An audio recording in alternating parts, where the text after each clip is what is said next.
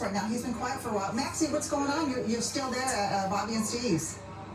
Yeah, and you can see behind me the last of the people that are being that have been arrested are now awaiting their transportation to the Hennepin County Jail. And I got to tell you, I'm not making light of this situation or this week at all, but it has been one incredible study of sociology, psychology, and human behavior, especially the way that it ended here tonight.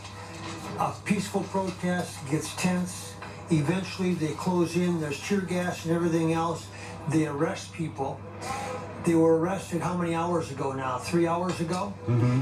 And as they stood in line with handcuffs on, they began in a strange way to bond with each other and even with the arresting officers. There's conversations, there's pictures being taken. The most incredible piece of humanity in a strange way that I've seen. And I think we've got some video as they stand in line. If we could roll it, they're socializing. They've gotten so far past the passion and the intensity of the event today that they are now talking pragmatically about why they do, what they believe in, and the officers are engaging them in conversation. And it was incredible to see, and in a strange way uplifting. We had a chance to talk to and ask a couple of the people that had been arrested if it was all worth it and what their take was on this day. At the end of the day, was it worth it? Absolutely. We have a message to send. Hey, we are out here. We're peaceful. We are different from whoever's rioting. We are different from people breaking down buildings. We're out here. We just wanted to convey a message that we're not all the same. That we're not among.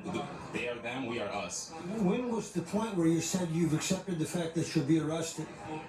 I didn't accept the fact that there should be arrests. I just know this is something that we have to do. And if anyone, we were out protesting on the freeway. We are out here protesting on the freeway because we want to make a difference. And to people saying, hey, you can't protest on the freeway, you gotta go on the sidewalk. We don't have enough sidewalks in the city of Minnesota for tens of thousands of protesters, okay? We're gonna protest on the street. We want to be heard, we're gonna go where we're gonna get attention, okay? That's how it is. And at the end of the day, do you feel the message was put out there the right way, and are you satisfied with what you guys accomplished? I am. I'm satisfied. I'm satisfied that we show that we're not going to be beaten. We're not going to be beaten by any officers. We're not going to be beaten by law enforcement or our friends in the state patrol. I got to ask one question about that. As this thing has evolved, we've all been standing there for a long time now. And I'm seeing more smiles and laughter than I think I've ever seen of people that have been arrested. There's almost a bond that's been established with the arresting officers and the people that have been arrested. Exactly. At the end of the day, we're human. He's got a family, he's got friends, I've got a family, I've got friends. At the end of the day, we just want to go home to the people we love. I mean, we're human. We're citizens first. At the end of the day, he might be wearing a uniform. I'm not, but we can connect in any way. You know what I'm saying? You've been here 5 days. Yeah. What have you learned?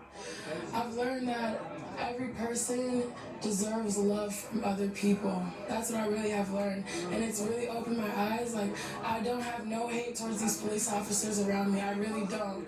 I just want everybody to come together and treat each other equally. Seriously. Do you regret being arrested? No, I don't. Like, I probably will, but right now, no.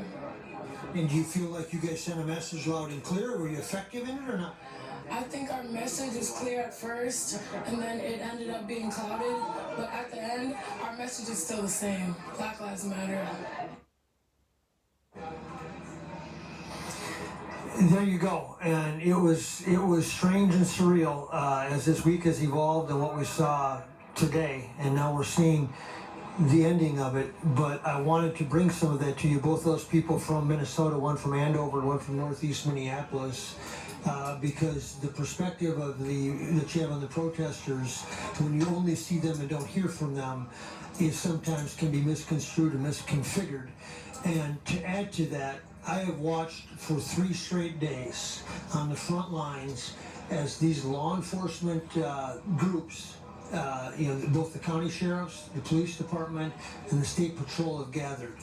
And they have been so clinical and so precise in what their mission was and how they controlled and contained these crowds that it has been nothing short of astonishing to see the discipline that they used to get people in order without altercation, without fanfare, and without it manifesting into something much worse at times when we thought it could go in that direction. They have a game plan, and whoever orchestrated it, I don't know, but it was just outstanding. One final note, Frank and Amelia, in talking to them, how is this situated? And they said, they put us into different groups, law enforcement groups, so you're playing, in essence, with the same team.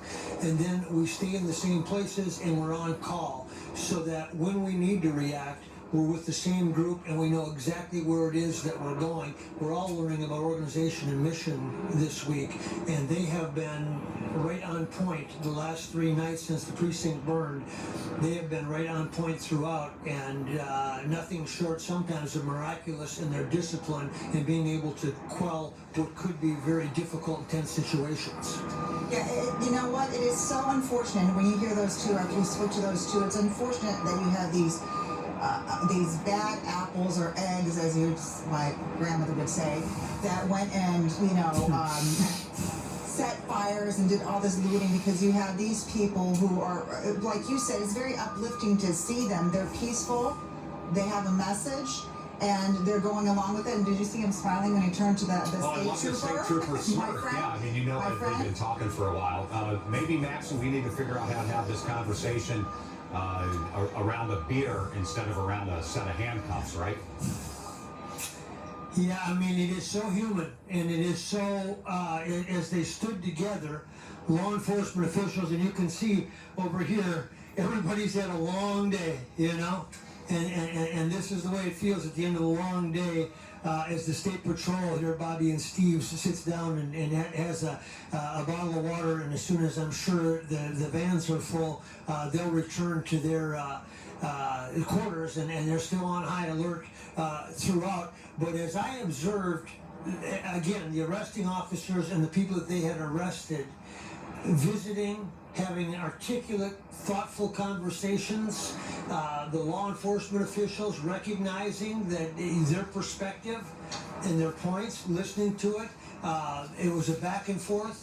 You thought, there's something here. We might be a long way from there and whatever it is that we want to accomplish, but we're certainly not that much different when the people in the uniforms and the people in the handcuffs can smile at each other and embrace in meaningful conversation.